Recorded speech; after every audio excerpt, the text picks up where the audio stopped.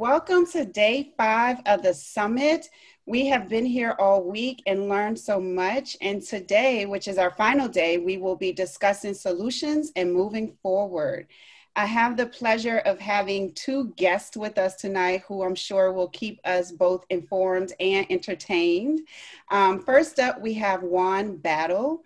He is an academic, an author, an activist, and a feminist. He is currently Presidential Professor of Sociology, Public Health, and Urban Education at the Graduate Center of the City University of New York. He also serves as the coordinator of the Africana Studies Certificate Program. Next, we have Brad Sears. He is the Interim Executive Director and David Sanders Distinguished Scholar of Law and Policy at the Williams Institute. In addition, he is the Associate Dean of Public Interest Law at UCLA Law. He was the founding executive director of the Williams Institute, which he led from 2001 to 2017. Sears has published a number of research studies, primarily on discrimination against LGBT people and people living with HIV. He has testified before Congress and state legislatures, authored amicus briefs in key court cases, helped to draft state and federal legislation, and been cited frequently by national media. A graduate of Yale College and Harvard Law School, he has received several awards, including the Co-President's Award from the LGBT Bar, LA in 2019, and the Earl Warren Outstanding Public Service Award from the American Society of Public Administration in 2018. So welcome, welcome, welcome to both of you. So all week long, we've been having different discussions that have been both enlightening and pointed out a lot of the concerns and problems and given us a lot of action steps. And tonight we want to move to a place of solutions and next steps and what we can do next. But first, I would love to hear a little bit more about both of you. So could you please tell us a little bit about yourself? Brad? Sure.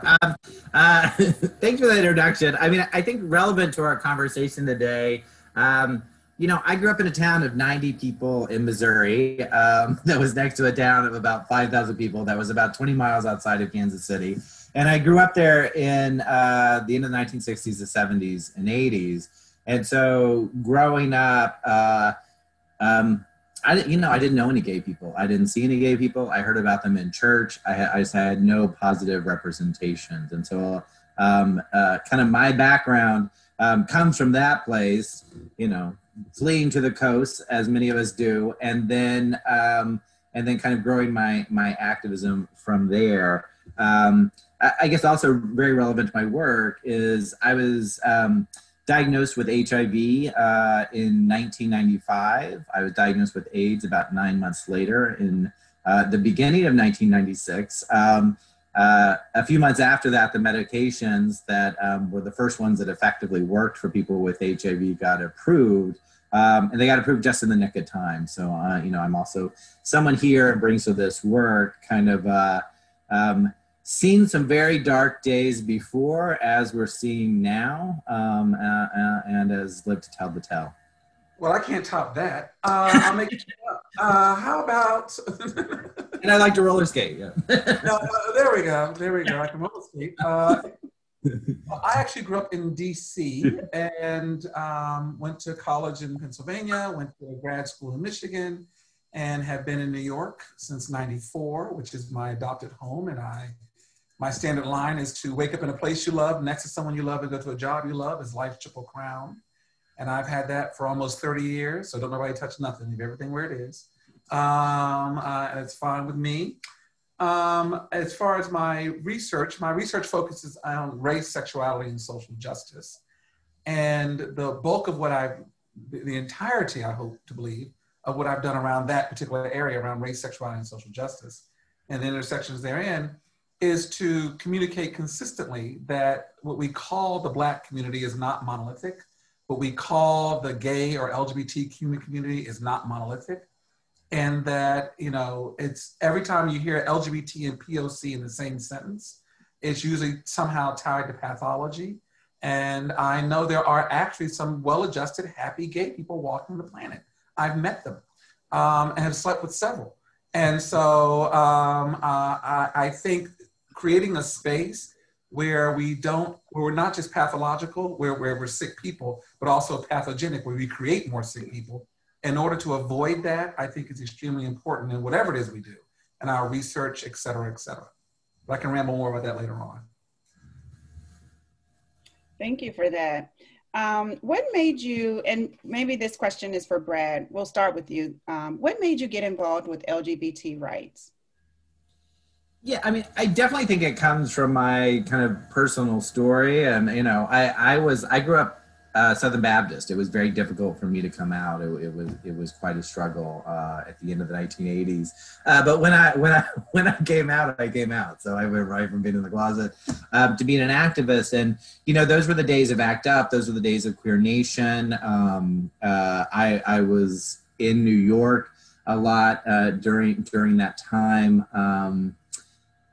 And there was Queer Nation. And so I'm from, I think, a period in the LGBT rights movement where there was kind of a lot more radical activism and a very intersectional activism at the time. So, you know, I remember marching with ACT UP on Kennebunkport, and I remember being in New York on this brilliant day where Operation Rescue, which was trying to shut down abortion clinics, marched on New York. And you know, people from all sorts of organizations and movements got together and basically faced them down, so they didn't come into the city. And that's kind of where I started. I then ended up at a research center in kind of a very much more professionalized, kind of somewhat bureaucratic role within the movement. The Williams Institute has a very specific role in providing research, providing academic research, and that's what we do. But yeah, I think that's kind of a forms where I started. I was an HIV legal services lawyer as soon as I got healthy again and could get back to work, and then I transitioned to that role. And throughout that, I feel like I've talked to a lot of people. I continue to talk to a lot of people, and that's the kind of basis for both the activism and the research that we do. Okay, Juan, well, this one is for you. So there are several narratives concerning the Black community and homophobia.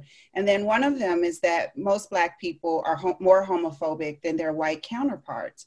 Where did this narrative come from, and who benefits from it?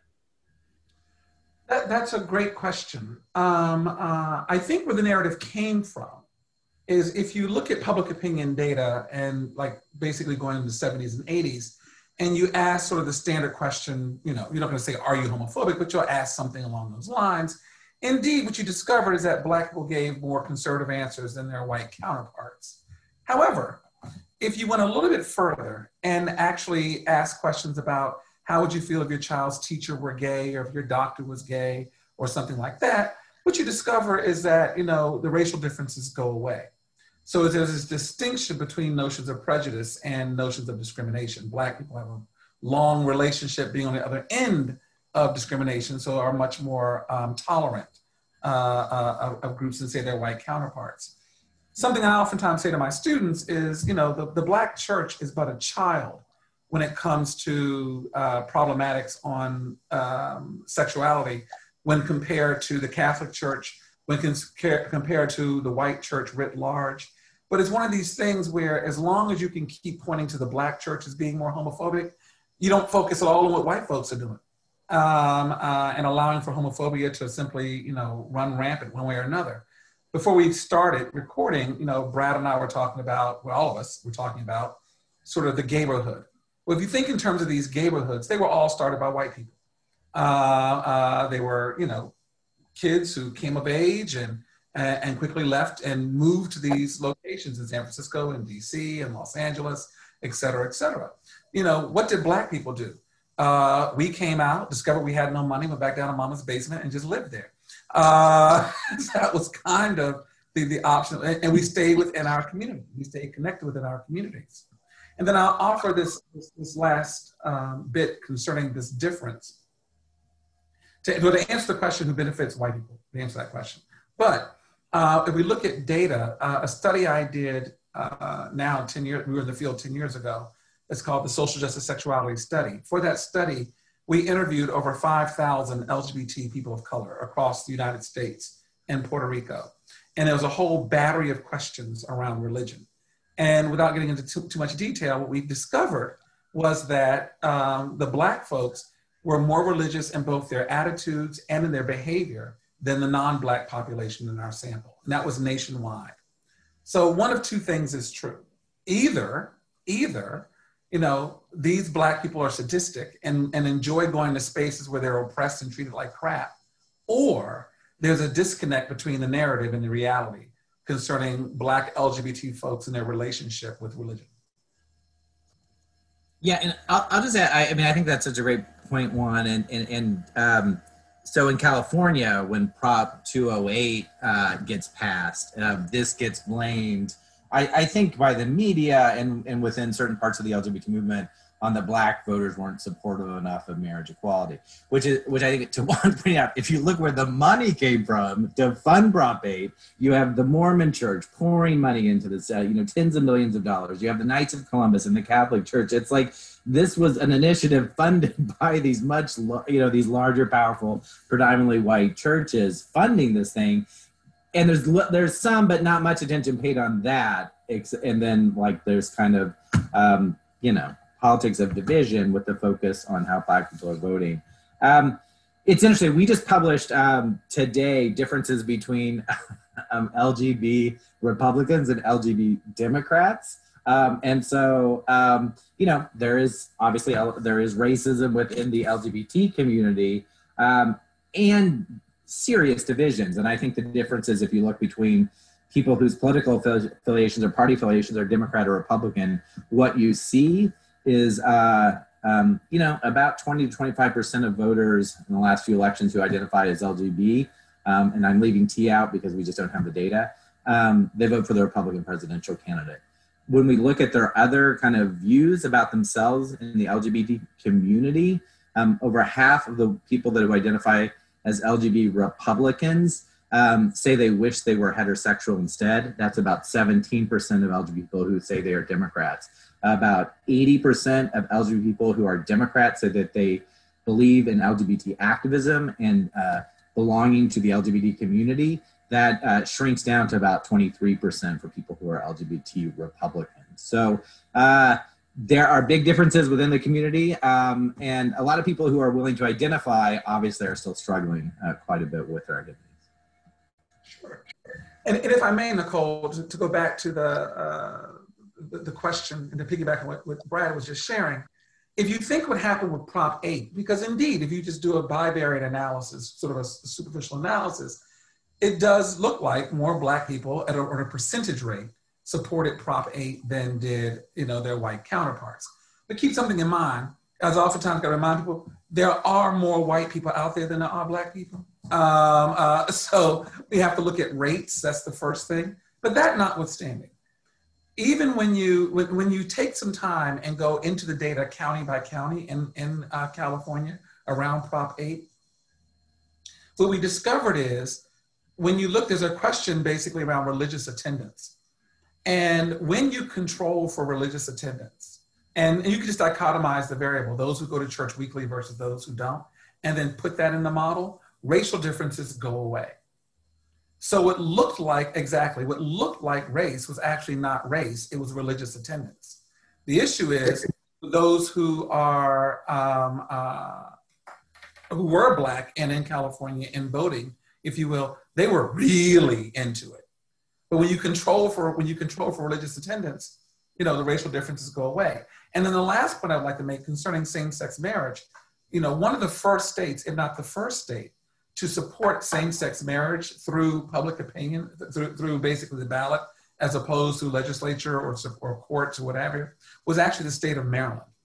And the two counties that drove that in the state of Maryland was Baltimore County and Prince George's County, both of which hugely colored folks. So again, there's a narrative that's in the world, and then there's what data says. And to whatever degree we don't promote that, what data says, as opposed to narrative in the world, it's because someone is benefiting from the lies being told. and I doubt it's Black people.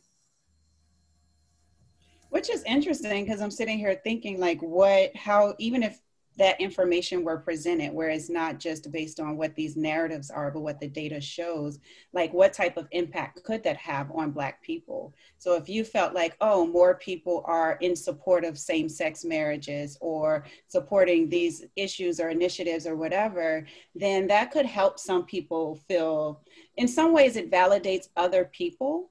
So it makes it feel okay. Well, oh, I didn't realize that people in the church felt this way or that whatever. So it's interesting when we talk about who benefits from it. It's also the side of like, well, what happens to the people who are buying into this narrative and don't understand the truth? Mm-hmm. Yeah, exactly. And I think that echoes right through today, right through the decisions of the Supreme Court, you know, and some of the dissents in the last month, and what we'll see in some of the majority in the coming month is this.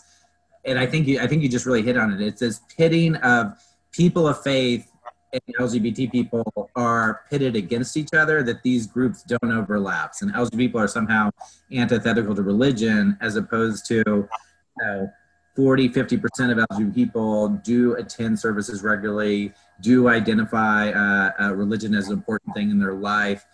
You know, it's about over 5 million LGBT people feel that religion is an important aspect of their life. Instead, what we get are these messages that these two things are always at odds and one has to make way for the other. So the narrative around Black people in the Black church is about religion, and oh, that explains this barrier. When, you know, what we know is that there's a lot of denominations and people that are religious and very accepting of LGBT people. So the next question, what types of discrimination do LGBT people face? All. Next question. That was an easy one. I'm sorry, did I miss part of that?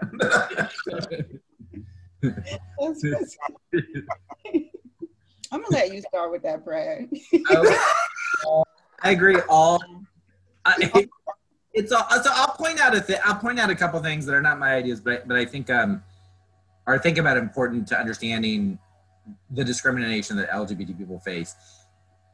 That historically and to the present day, most people start facing that discrimination in their home. And so that family rejection is a big part of the kind of discrimination and the source of stigma for LGBT people.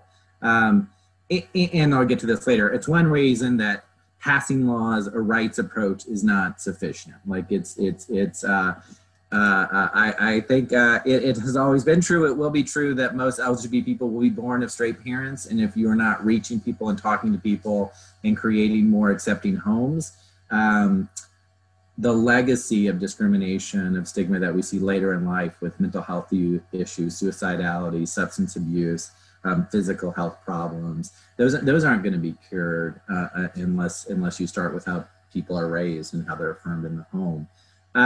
You know, it goes to school, the high levels of harassment and bullying that continues into school. And then if people kind of make it out of the home, make it out of school, then they experience that in the workplace. And that's different and in a couple of ways. I think for trans people, the barrier to employment is at the workplace door. So it's about, can you even get a job if you can't pass? And that's why we see these alarming rates of unemployment and poverty.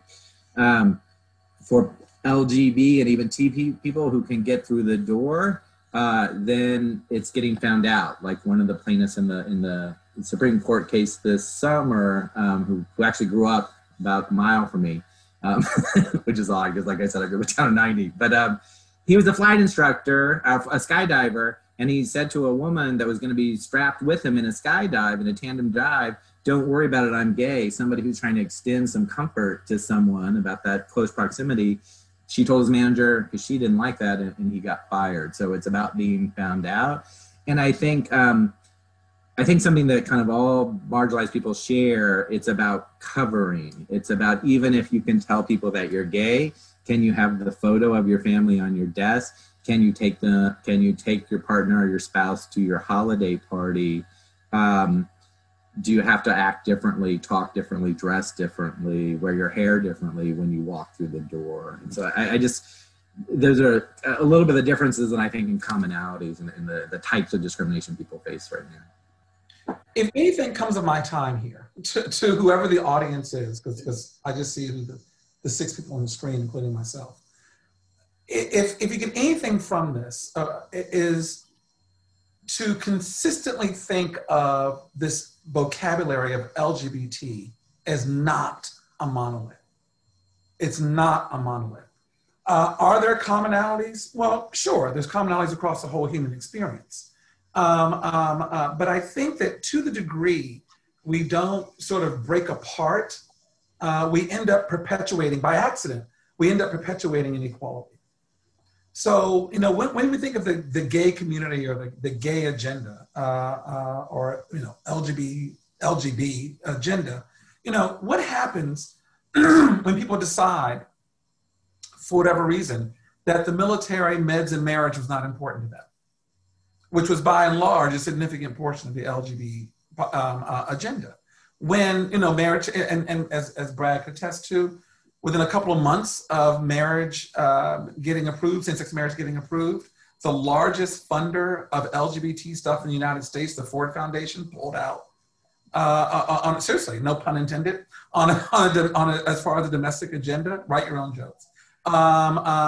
Thus making Arcus Foundation, you know, the #1 funder, which is problematic because they were but a small percentage of what the Ford Foundation was putting towards these things. Right. You know, when we talk about what people experience, and I definitely hear Brad's narrative and know many people who have the same story. I, on the other hand, you know, my coming out experience was the most anticlimactic thing you could ever imagine.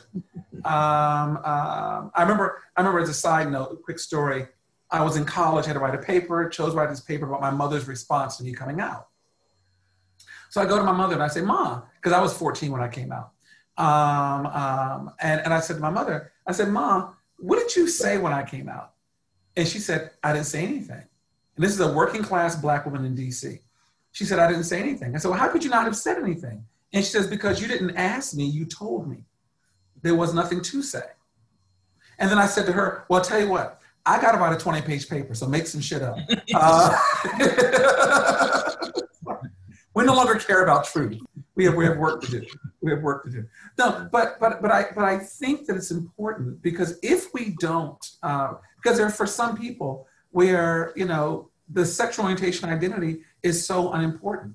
If we say Black Lives Matter right now, we think in terms of a movement that's focusing primarily on police dealing with Black men.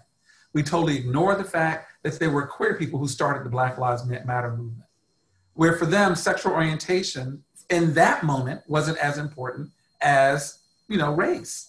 And so I think that we're multiple identities, we're complicated people.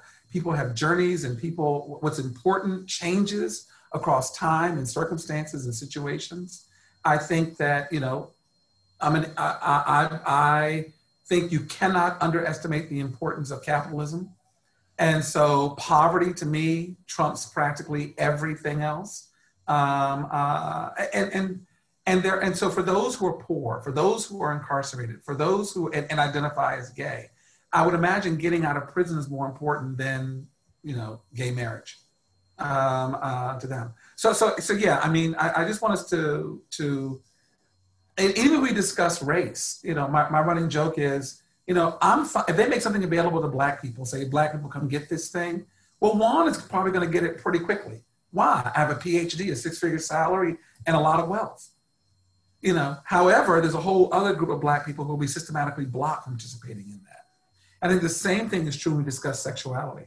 People's experiences are different based on a whole host of variables, and it's complicated. So when I know we have to shift to solutions. So when we think about solutions, I think it's important to think about, okay, well, what's most important and solutions for whom? And most important, make sure the word solutions has an S on it, because there's multiple solutions based on people's experiences. And if we don't do that, I guarantee you, rich, white, gay men are going to win. Their agenda will go forward, and they're going to be successful in what they want. We have evidence for this. It's called American history. I'm sorry, go ahead. You bring up a very good point, because we've talked all week, and I feel like this has not come up in discussion about differences and who has power and how do agendas get pushed forward and which agendas would most likely get pushed forward. I think we spent time this week discussing, you know, how can these issues impact, like, Brad, you talked a little bit about it with job instability, and we talked about poverty and things like that, but you're like shedding light, I think, on a different side to that, and putting income in it, putting education and status, and then you think about, oh, that may influence what that looks like. So we can't just say you want right. Someone gave an example this week about, I'm thinking of it for this, about inclusion, and just thinking about, it's not just inviting people there. So it's not just, oh, we want to talk about LGBT rights, or, you know, whatever the issue is on the table, but you want to think about how can it be inclusive for everyone, and not just pushing the agendas that could also feel more acceptable, depending on who's pushing the agenda. So that's an interesting point. Yeah. While, if I can add one more point, sorry, Brad, if I can add one more point, and that is, while understanding that diversity is more than dark faces in high places, it's about a sense of politics and change and empowerment and social justice. If you don't believe me, ask Clarence Thomas. And if you're a woman, don't believe me, ask Amy Coney Barrett, excuse me. It's really about a sense of politics and social justice, and instituting policies that to me is what diversity is. It's not just having black faces in high places. Right, that's what they were talking about. Like, it's like they gave an example of, oh, we're not just inviting you to the party. We're asking you, what kind of music do you want to listen to?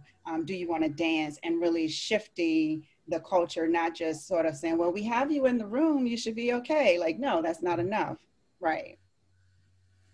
Yeah, and I think it's important. I mean, I guess, one, this is a good theme. Like, there's no monolith here, and there are these other things that are cutting through the LGBT community that make a huge difference in people's experiences, and that point to different solutions than the ones Juan just mentioned.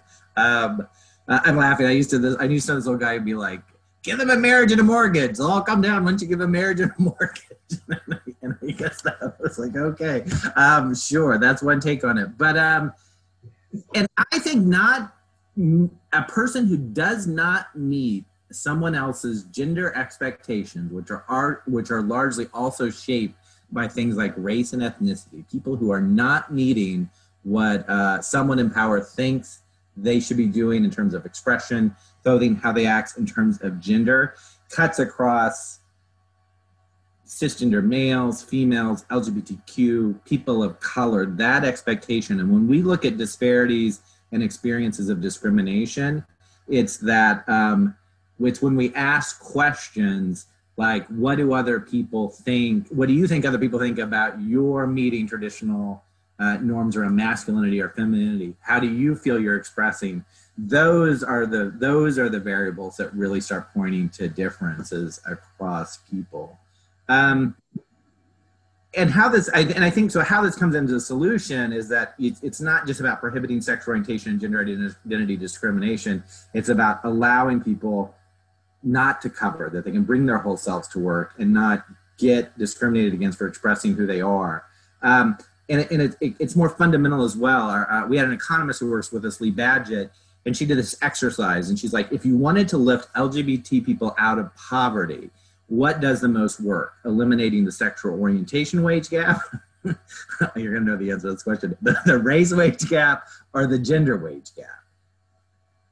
Which one do you think it is? It is not the sexual orientation.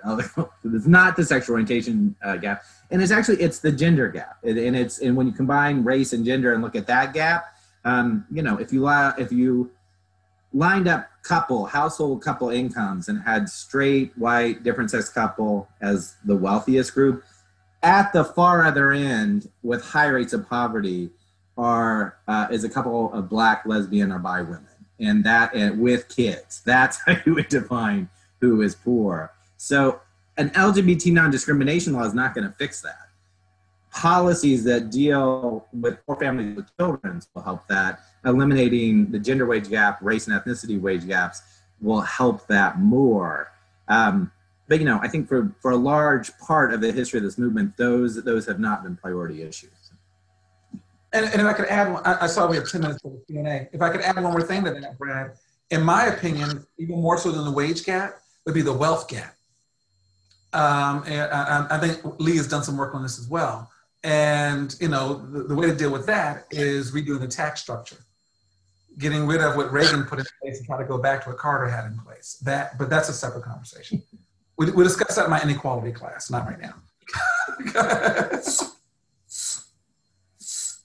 So if we were to think this through, moving towards solutions and where do we go from here? And we know just passing the law isn't enough.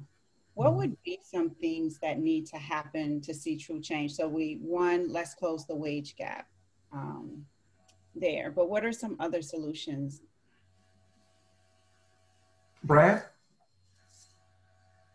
I think there's I'm trying to, I don't know, there's some just fundamental reframing among those people who already in institutions think they care about these issues and how they approach these issues. So when Lee Badgett, who we've been talking about, who's this, Well, just for the record, I don't like her. I hope this is being recorded, okay? Who's amazing, who we all walk years.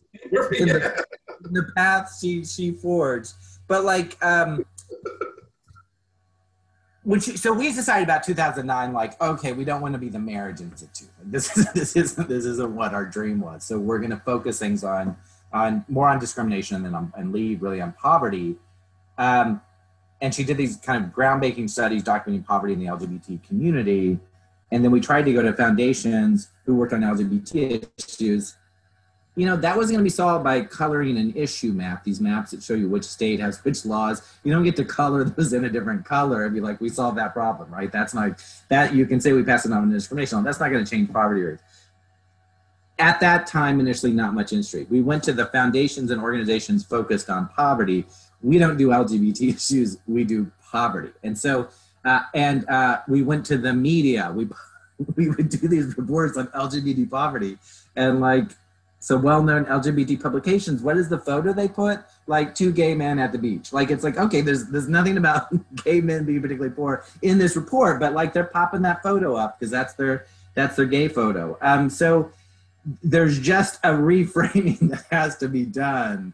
And if you think about youth in foster care and juvenile justice system, if you don't have a lens on race and ethnicity and on gender and on sexual orientation, you're not going to solve that problem because a lot of the young women and girls there are sexual minority young women and girls of color. If you look at the fastest growing part of the incarcerated population, which is women and girls, you're not going to solve that problem without looking at race, ethnicity, and sexual orientation and gender identity, because 40% of those young women and girls identify as sexual minority women. And so if it's government, if it's organizations, if it's foundations coming up with solutions, we have to start getting them to see all aspects of kind of who is being impacted.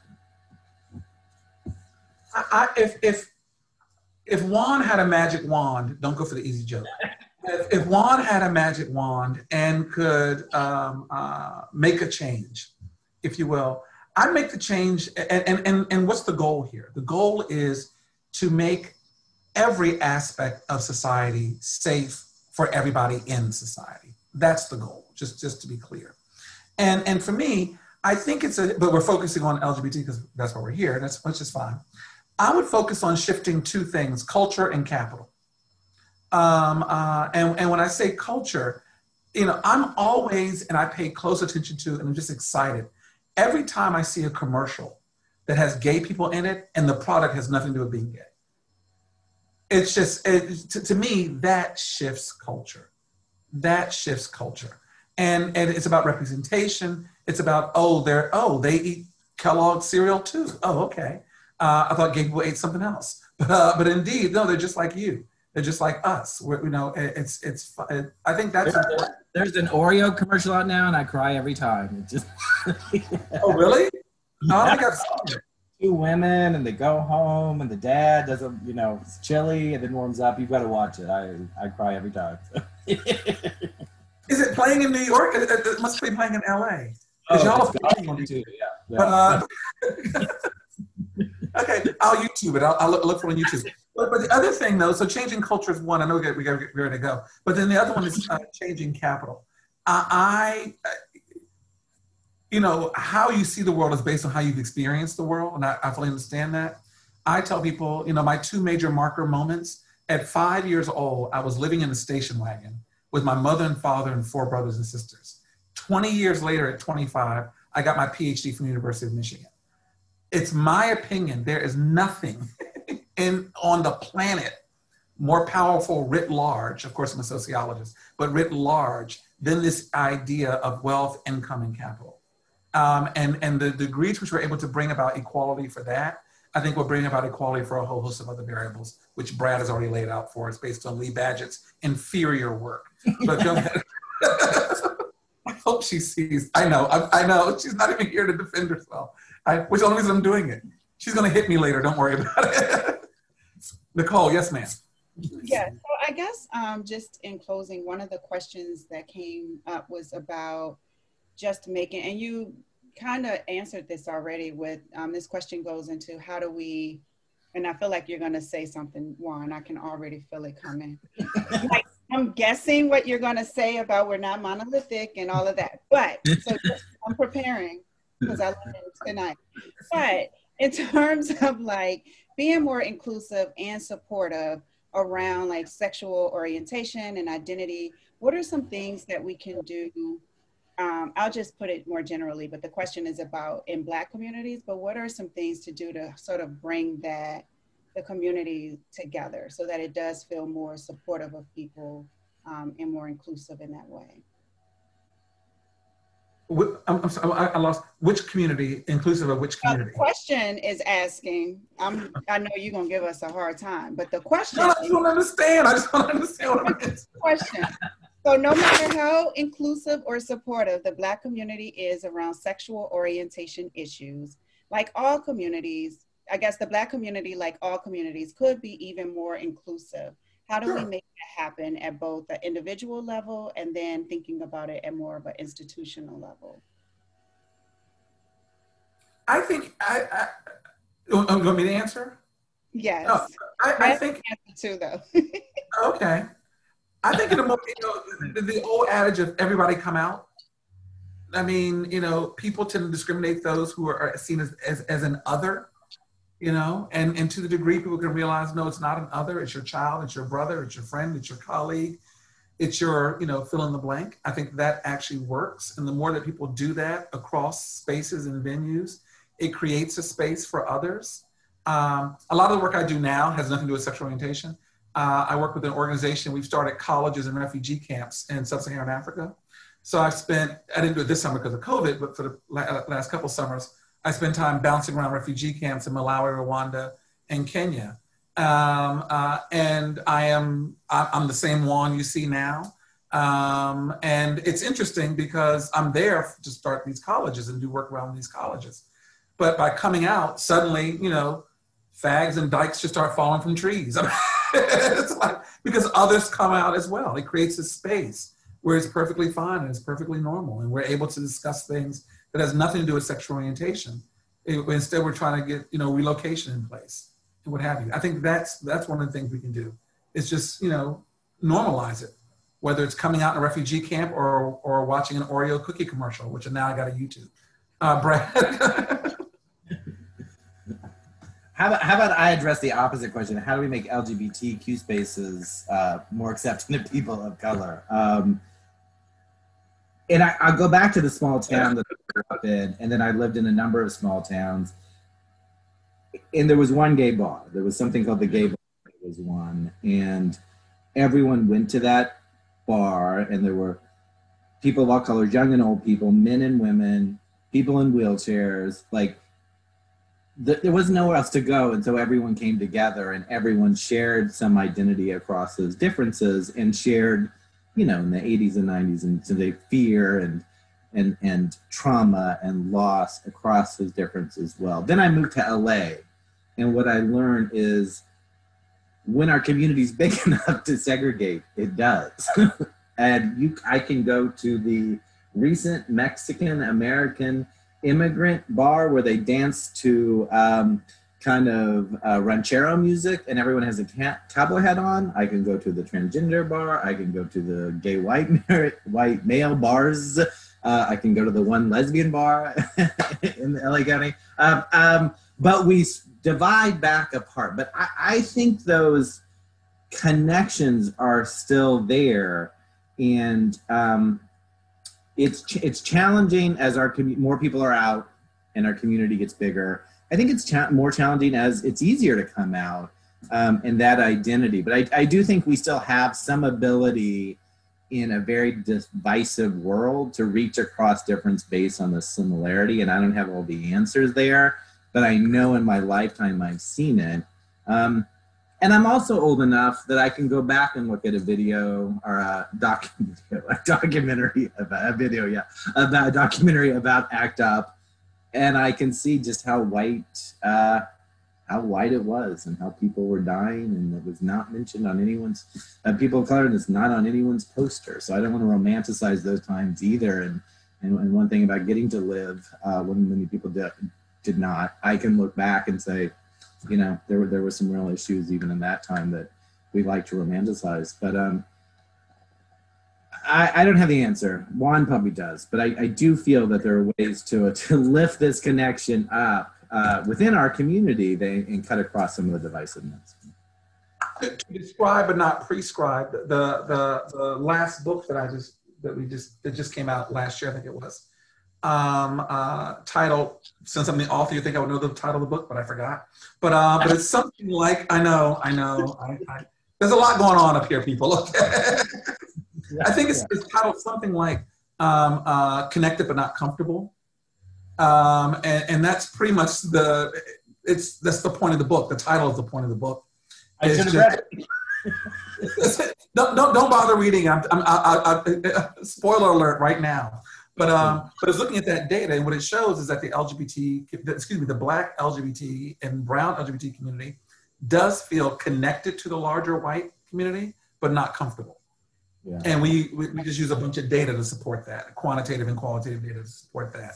And it's interesting because it's not specific to sexual orientation, right? Because if you look at Cal's research out of Yale, and this woman, a professor at Yale, who does immigration stuff, she's done a lot of work with the Ad Health data set longitudinally, and it shows that people of color are more likely to know more white people than white people are to know people of color. Like, you know, so people of color will have multiple white friends, whereas white people have a Black friend. if they got it. Exactly. Yeah. Yeah, I'm looking forward to reading your book. Yeah, because I do think there is something there, and that's something you know, kind of a little bit precious that's at risk of being lost. I think as our community get bigger. Mm-hmm.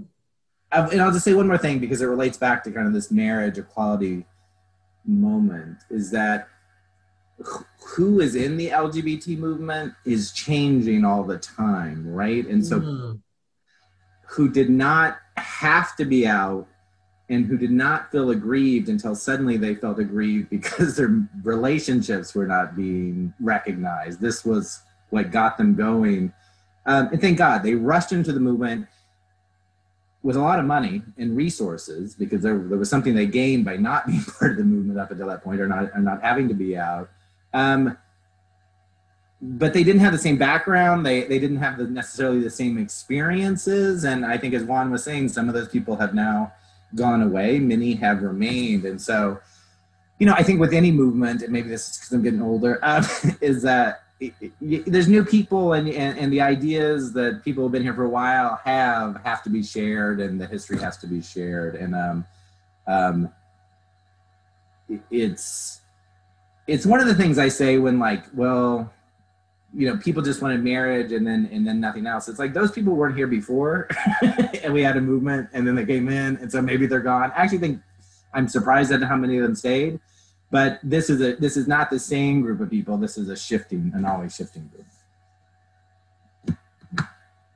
Not a monolith as long as it. No, that's the lesson of the night.